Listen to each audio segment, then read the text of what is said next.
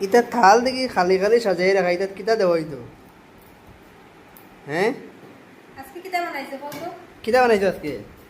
আজকে হইলো গরম গরম খিচুড়ি। আরে বাপরে, খিচুড়ি তো আমি বাসলাম আজকে বৃষ্টি দেয় খিচুড়ি, তো তোমার এটা খেয়া হলো আজকে খিচুড়ি বানাবার লাগিয়া?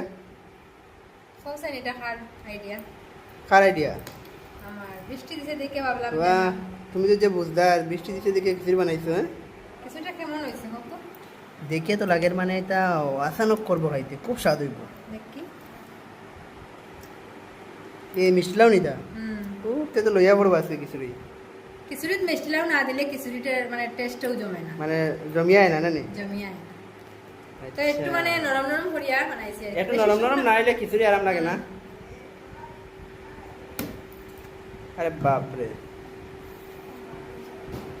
তো আজকে বৃষ্টির দিনে বন্ধুরা তোমরা কে কে খিচুড়ি খাইরাই পারলে একটু কমেন্টে জানাইও। কতর কিবা আর লোভ বৃষ্টি যার দিলেই দেখিয়া, তো আমরার মানে বৃষ্টি দিলেই আমরা খিচুড়ি লাগে।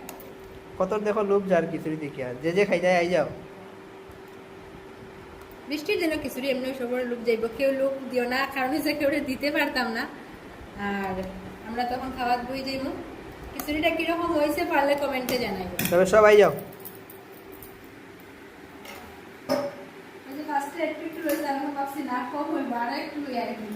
হুম, তো চলো আমরা খাইলাই। আর ভিডিওটা ভালো লাগলে অবশ্যই লাইক কমেন্ট শেয়ার করিও।